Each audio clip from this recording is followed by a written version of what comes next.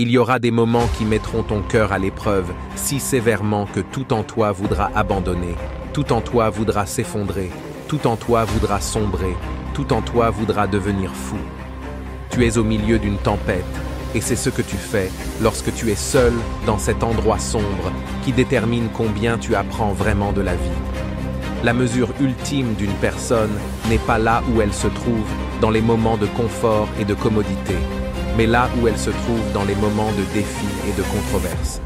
Quand tout part en vrille, c'est là que nous découvrons de quoi tu es vraiment fait. Quand la vie te lance ses coups, quand tu es à terre en train de chercher de l'air, je veux que tu te souviennes que ce n'est pas une question de la force avec laquelle tu frappes, mais de la force avec laquelle tu peux encaisser et continuer à avancer, de combien tu peux prendre et continuer à avancer. Tu n'es pas une victime, arrête d'agir comme tel. Tu es un guerrier, tu façonnes ta propre destinée dans la fournaise de tes luttes, dans la chaleur de ta douleur. Tu es forgé en une bête, tu deviens invincible en étant brisé encore et encore par la vie. Tu arrives à un point où tu as été blessé, tellement que tu connais la pire douleur et tu peux la supporter à chaque fois. Ne vois pas ta douleur comme une barrière, vois-la comme un bloc de construction. Chaque moment de souffrance, chaque fois que tu t'effondres, cela ajoute à ta force, cela ajoute à ta résilience. Plus tu traverses, plus tu grandis. Cela te prépare à de grandes batailles qui conduisent à de plus grandes victoires. Un chêne devient fort sous la pression des forces de la nature et tu deviens plus fort sous les pressions de la vie. Les choses qui te brisent sont les mêmes choses qui te rendent incassable. Elles sont le feu qui tempère ton esprit, le marteau qui façonne ta résolution. Dans ce processus de bris et de reconstruction, tu découvriras une version de toi-même que tu ne connaissais pas. Une version de toi qui non seulement survit, mais qui prospère. Une version de toi qui ne fuit pas les défis comme la plupart des gens le font, mais qui les affronte en disant « Amène-toi ». Cette version de toi sait que chaque revers est une préparation pour un retour en force. Nous nous sentons tous brisés à l'intérieur parfois. C'est une partie de notre humanité. Mais la différence est, abandonnes-tu ou te relèves-tu? Cèdes-tu à la douleur et aux difficultés? Ou décides-tu, je ne permettrai pas cela? Tu dois décider maintenant que tu es plus grand que cela, que tu peux surmonter cela, que tu reviendras de cela et que tu seras meilleur à cause de cela. Quand tu te sens brisé à l'intérieur, quand la douleur semble insupportable, rappelle-toi que c'est peut-être une page de ta vie, peut-être un chapitre, mais ce n'est pas tout le livre. Ce n'est pas toute ton histoire. Chaque bataille, chaque cicatrice te prépare pour quelque chose de plus grand, quelque chose de meilleur. Tu n'es pas défini par ce qui te brise, tu es défini par comment tu te reconstruis. Alors, tiens-toi droit, même si tu es debout sur des morceaux brisés, et dis-toi que peu importe à quel point les choses sont difficiles ou à quel point elles deviennent difficiles, je n'abandonnerai jamais. Je n'en ai pas fini encore. Je reviendrai plus fort. Quoi que tu fasses, ne perds pas la tête. Retire tes émotions, tes insécurités, tes vulnérabilités et tiens-toi sur ce que tu sais. Oui, le chemin a été chaotique. Oui, le chemin a été difficile. Oui, le chemin a été difficile. Oui, tu as versé des larmes. Et oui, tu as enduré de la douleur. Mais c'est le chemin chaotique vers le meilleur. Tu ne peux pas arriver au meilleur sans chaotique. Tu ne peux pas arriver au meilleur sans douleur. Tu ne peux pas arriver au meilleur sans larmes. Il n'y a pas de pilule magique, pas de solution simple. C'est la rugosité du chemin qui te mène vers le meilleur. Tout ce que tu traverses en ce moment arrive pour une raison. Cela arrive pour te forger en la personne que tu as été créé pour être. Mais si tu abandonnes, si tu laisses l'obscurité, la douleur, l'agonie l'emporter, tu ne deviendras jamais cette personne. Ceux qui traversent les moments les plus difficiles de la vie et en sortent meilleurs le font, parce qu'ils sont prêts à regarder les problèmes et les défis en face, à évaluer la situation, à prendre la responsabilité de la résoudre et à trouver des solutions pour les surmonter. Ta douleur n'est pas la fin, c'est le début d'un nouveau toi, un toi plus fort, plus sage et invincible. Alors, quand tu es brisé, rappelle-toi que c'est juste une étape dans l'univers. Il est temps de construire la meilleure version de toi-même. Embrasse-le, traverse-le et émerge victorieux, car ce qui ne te tue vraiment te rend plus fort. Cela ne signifie pas que tu auras toujours raison. Tu échoueras encore et encore, plus de fois que tu ne peux le compter. Mais cela signifie que lorsque les choses ne fonctionnent pas, lorsque tu tombes à plat sur ton visage, que tu es embarrassé et que tout va mal, tu te relèves, tu te remets sur la bonne voie, tu essuies tes larmes et oublies toutes les erreurs que tu as commises. Tu trouves un moyen de continuer. Est-ce facile? Absolument pas.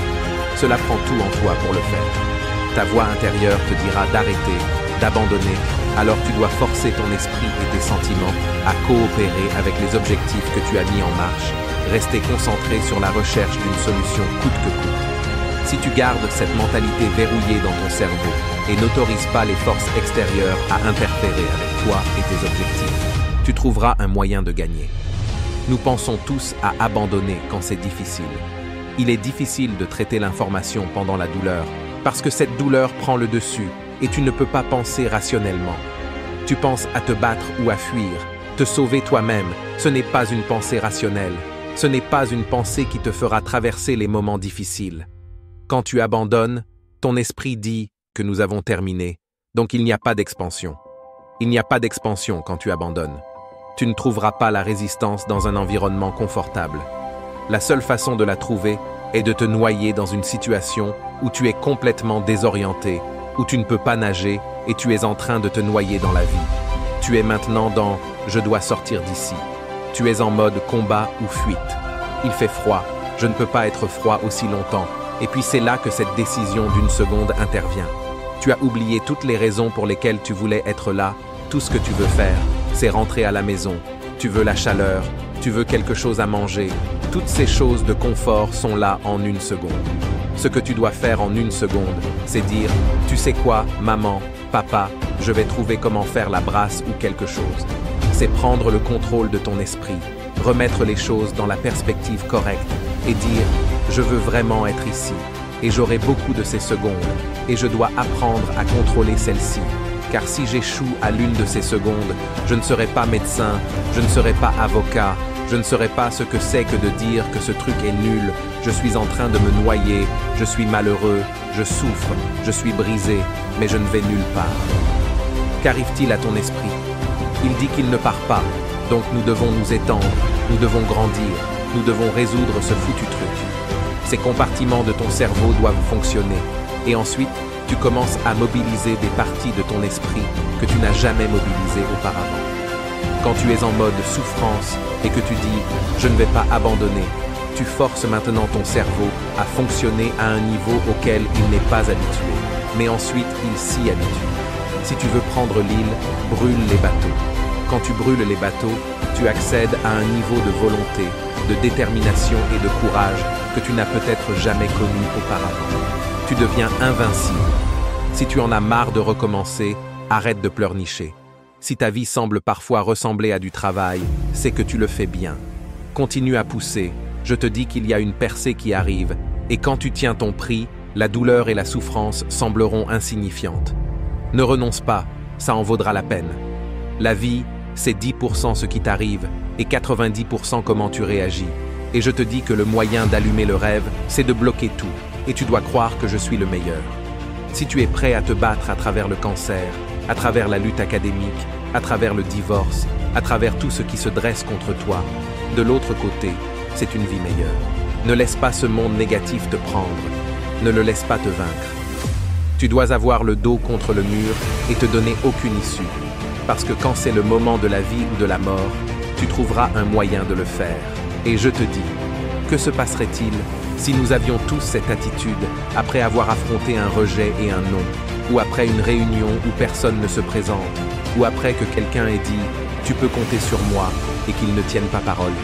Personne ne croit en toi, tu as perdu encore et encore, les lumières sont éteintes, mais tu regardes toujours ton rêve, tu le revois tous les jours, et tu te dis que ce n'est pas fini tant que je n'ai pas gagné. Vois-tu, devenir un processus est plus important que le rêve. La personne que tu deviens, le caractère que tu construis, le courage que tu développes, la foi que tu manifestes, c'est bien plus important. C'est quelque chose qui te fait te lever le matin, te regarder dans le miroir.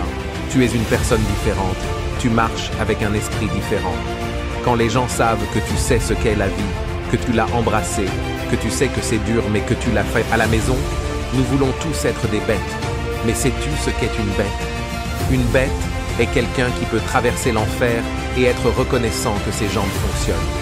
Une bête est quelqu'un qui a tout perdu, sans pour l'opportunité de tout récupérer et d'en obtenir encore plus. Une bête est quelqu'un qui peut toucher le fond et dire « Reçu, je vais tirer parti de cela. Il n'y a que du positif à partir de maintenant. Je vais revenir encore plus fort. »